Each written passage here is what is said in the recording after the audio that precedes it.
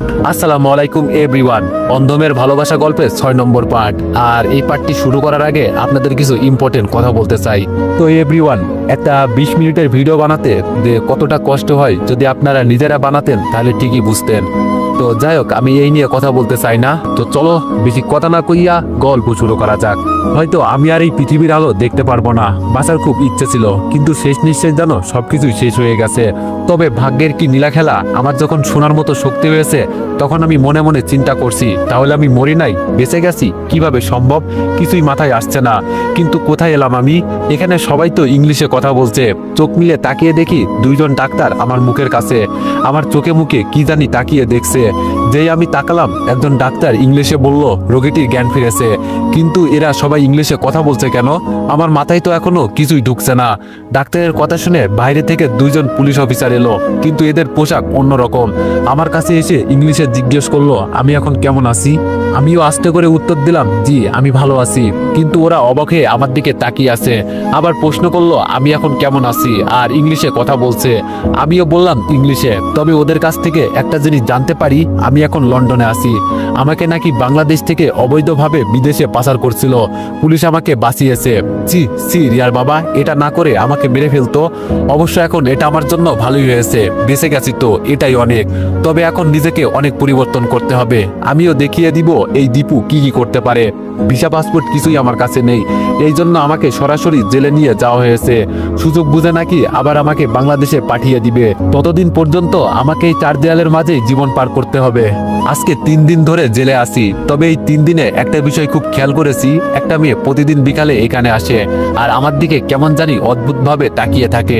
তবে ওর আচার আচরণে বুঝতে পারছি মেয়েটা এই থানার ওসির মেয়ে। মাঝে মাঝে দেখি ওসিকে বাবা বলে ডাকতে, তবে ইংলিশে। এখন মেয়েটাকে দেখলেই আমি এমন ভাব ধরি যেন আমার এই পৃথিবীতে কেউ নাই। মাঝে মাঝে তো কান্নার ভানও ধরি যাতে ওর চোখে একটু মায়া লাগে। মেয়েটাকে দেখে খুব ভদ্র মনে হয়, হয়তো আমার সাথে কথা বলতে আসবে কিনা কে জানে। আজকে আমার 3 বছর পূর্ণ হলো বিদেশের মাটিতে। এই 3 বছরে এখানকার ওসির বাড়িতেই ছিলাম। আমার কপাল হয়তো ভালো ছিল। ওসির মেয়েটা একদিন আমাকে এসে জিজ্ঞেস করলো কেন আমি এখানে, আর কোন দেশ থেকে, কি অপরাধ ছিল আমার। আমিও ইমোশনাল হয়ে সবকিছু বলে দিই। ভালোবাসার কষ্টের কথা শুনলে সবার মনের ভিতরেই মায়া হয়। মেয়েটা সব শুনে ওর বাসায় আমাকে নিয়ে যায়। এখান থেকেই আমার আবার নতুন জীবন শুরু। মেয়েটার নাম লুসি, কিন্তু আমার এই নাম পছন্দ ছিল না, তাই ওর নাম দিয়েছি বন্যা। বন্যা এখন আমার বেস্ট ফ্রেন্ড। আমার এই জীবনের সমস্ত কাহিনী জানে ওর পরিবার। নিজের সন্তানের মতো আমাকে আদর করে। ভাগ্য যে মানুষকে কোথায় নিয়ে যায় এর কোনো হিসাব নেই। তবে এই 3 বছরে ওদের সবাইকে আমি বাংলা শিখিয়ে দিয়েছি। এখন আমরা যখন রুমে থাকি সবাই বাংলা ভাষায় কথা বলি। ওরা নাকি বাংলা ভাষায় কথা বলতে খুব মজা পায়। আজকে বহুদিন পর আবার পুরনো স্মৃতি মনে পড়ে গেল। বুকের ভিতর কেমন কেমন জানি করছে। ছাদের এক কোনায় দাঁড়িয়ে সিগারেট ধরিয়ে টান দিলাম। এখন এটাই একমাত্র আমার সম্বল। ধোঁয়ার সাথে কেন জানো এখন নিজের কষ্টগুলোকে উড়িয়ে দিই। আমাকে যে কেউ দেখলে জঙ্গি বলবে। মুখে ইয়া লম্বা লম্বা দাড়ি। আগে ছিলাম চিকন সুতার মতো, এখন যেই বডি হয়েছে শার্ট খুলি না এই ভয়ে যে কোনো মেয়ে দেখলে ক্রাশ খেয়ে যাবে। আবার এটা লন্ডন শহর, বাস্তবে তো এটা কি বলবো, কালো মানুষ আর বডি দেখলে কুত্তা উঠে দৌড়ে পালাই। চেহারার কথা না হয় বাদই দিলাম, যাক সেসব কথা ছাড়ি। এই দাড়ি রাখার পিছনে একটা কারণ আছে, পরে একদিন বলবো। তবে এই শহরের মানুষ খুব আজব। এখানে ভালোবাসার অভাব নেই, টাকা দিয়ে ভালোবাসা কিনা দেয় এই শহরে, যা আমাদের দেশে কখনো সম্ভব নয়। হঠাৎ সিগারেটে বেশি জোরে টান দেওয়ার ফলে একটু কেসে উঠলাম। পিছন থেকে কে জানি বলল আমি কতবার তোরে না বলছি সিগারেট খাবি না, এরপরও পিছনে তাকিয়ে দেখি বন্যা দাঁড়িয়ে আছে। আমি সিগারেটের ধোঁয়া ছেড়ে ওর দিকে তাকিয়ে বললাম এখানে আয়। বন্যা আমার সামনে এসে সিগারেটটা ফেলে দিয়ে আমার দিকে রাগি চোখে তাকিয়ে বলল এইসব খাওয়া ভালো না জানিস না। আমি বন্যার চোখের দিকে তাকিয়ে বললাম সিগারেট হয়তো খারাপ জিনিস, কিন্তু এটা খেলে মনের দুঃখ দূর হয়ে যায় রে। বন্যা আমার চোখের দিকে তাকিয়ে বলল পরিবারের কথা মনে পড়ছে রে তোর। আমি বললাম রে অনেক, বিশেষ করে রিয়ার কথা, ওকে দেখতে খুব ইচ্ছে করছে। বন্যা বলল এখনই কি ওর প্রতি তোর ভালোবাসা আছে? আমি বললাম ভালোবাসা আছে কিনা সেটা জানি না, তবে আমার এই বুকের ভিতরে রিয়া ছাড়া আর কারোর নাম লেখা নেই। ওর কথা আমি সারা জীবন ভুলতে পারবো না। বন্যা বলল ও একটা অন্ধ মেয়ে। আমি বললাম তুই আমার বেস্ট ফ্রেন্ড হয়ে এই কথা বলতে পারলি? বন্যা বলল সরি, আমি এইভাবে বলতে চাই নাই। আমি বললাম আমার কষ্ট তুই কি করে বুঝবি, খুব ভালোবাসতাম ওকে আমি, আসলে সব দোষ আমার, কপাল খারাপ ছিল। বন্যা বলল ওর যদি বিয়ে হয়ে যায়? আমি বললাম এভাবে বলিস না, খুব কষ্ট পাবো। বন্যা বলল দেখ একটা জিনিস আমি চিন্তা করছি, আমার মনে হয় কি জানিস, রিয়ার ভিতরে তোর জন্য একটু হলেও ভালোবাসা ছিল। আমি নিশ্চিত তুই চলে যাওয়ার পর রিয়া মন খারাপ করে থাকতো। এটা দেখে ওর বাবা মা হয়তো রিয়াকে বিয়ে দিয়ে দিছে। পকেট থেকে আরেকটা সিগারেট ধরিয়ে টানতে লাগলাম আর চোখ দিয়ে পানি পড়ছে।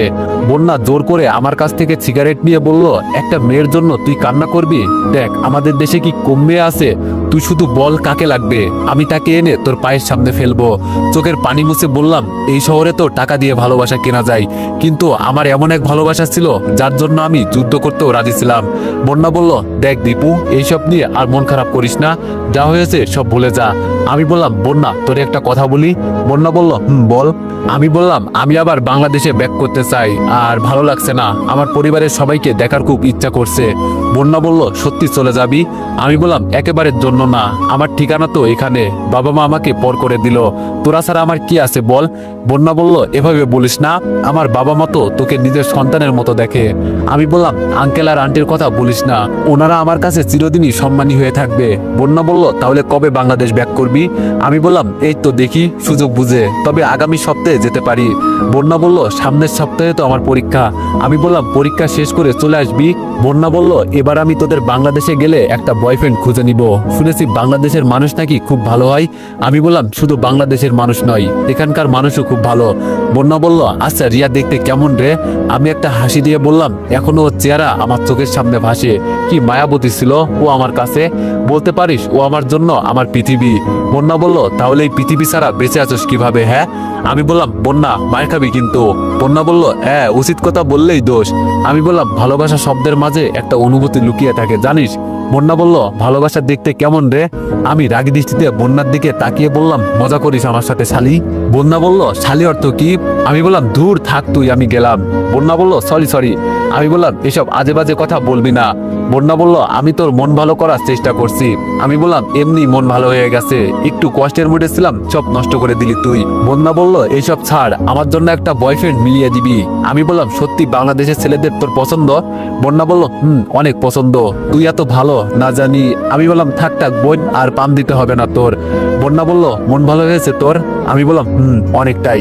বন্যা বলল, আমি আমার বেস্ট ফ্রেন্ডকে কখনো মন খারাপ করতে দিব না, তোর কষ্ট আমি সহ্য করতে পারি না। আমি বললাম, এত টাকা পয়সা তোদের, দিলের অপরাধী একটা ছেলের উপর হঠাৎ কিভাবে তোর এত মায়া লাগলো বুঝলাম না। বন্যা বলল, তোর চেহারায় আলাদা একটা মায়াবী ভাব আছে। আমি বললাম, থাক, আর মিথ্যা কথা বলতে হবে না তোর। বন্যা বলল, সত্যি বলছি আমি। আরে তোরা দুইজন একসাথে কি করিস? হঠাৎ বন্যার বান্ধবী এসে কথাটা বলল। এই মেয়ের পোশাক দেখলে আমার শরীর জ্বলে যায়। কিরকম পোশাক পরে? ছোট দেখলেই কেমন জানি নিজের কাছেই লজ্জা করে, আর নিজেকে খুব সুন্দরী হিসাবে দাবি করে ও। আবার নাম দিয়েছে পিকাপিকু একটা নাম হলো বলেন? নামের কাতারে পড়ে এটা। তবে ওকে আমি মজা করে পিক বলে ডাকি, যেহেতু বন্যার বান্ধবী, কথা তো বলতেই হবে। পিকু আমাদের সামনে এসে ওর চুলে হাত দিয়ে বলল, বেবি তুমি কেমন আছো? আমি বললাম, বন্যা তোর বান্ধবীকে এইসব কথা বলতে মানা কর। পিকু বলল, কেন, তোমার রাগ হয়েছে বাবু? আসো আমার কোলে উঠবে। বন্যা হাসতে বলল, পিকু এসব আর বলিস না, ও লজ্জা পাচ্ছে। একটা কথা বলতে ভুলেই গেছি, এই মেয়েও আবার বাংলা পারে, আমাদের সাথে থেকে সবকিছু শিখে গেছে। আমি বললাম, তোরা কথা বল, আমি নিচে যাচ্ছি। পিকু আমার নিচের দিকে তাকিয়ে বলল, দীপু তোর এটা দেখা যাচ্ছে। তাড়াতাড়ি নিচে হাত দিলাম। পিকু হাসতে বলল, আরে এমনি বললাম, লজ্জা পেলি নাকি? রেগে বললাম, কি এক দেশ তোদের, শরম লজ্জা কিছুই নাই তোদের ভিতরে। যে যেভাবে পারছে সে সেভাবে অর্ধনগ্ন কাপড় পরে ঘোরাঘুরি করছে, লজ্জা শরম একটু ভিতরে রাখ। পিকু বলল, লজ্জা দিয়ে কি করবো আমরা, লাইফ ইজ এনজয়। আমি বললাম, তাই বলে এমন? ধুর, বলতেও লজ্জা করে। আচ্ছা আমি নিচে গেলাম। বন্যা আমার দিকে তাকিয়ে বলল, আচ্ছা যা, আমি আসছি। রাতে আমি খাবার টেবিলে আঙ্কেল আর আন্টির সামনে দেশে যাওয়ার কথা বললাম। আন্টি আমার দিকে তাকিয়ে বলল, আমরা তো পর, যাও তোমার বাবা মায়ের কাছে, আমাদের কি আর মনে পড়বে তোমার? আমি বললাম, এভাবে বলবেন না, এই পৃথিবীতে আমার আপন বলতে আপনারাই। বাবা মা তো পর করেই দিল, এখন যদি আপনারাও পর করে দেন তাহলে হয়তো আমার যাওয়ার মতো কোনো জায়গায় থাকবে না। আঙ্কেল আমার দিকে তাকিয়ে বলল, তোমার আন্টির কথা বাদ দাও, কি জন্য যাবা দেশে? আমি বললাম, পরিবারের সবাইকে দেখতে খুব ইচ্ছা করছে। আঙ্কেল বলল, আচ্ছা কবে যাবা?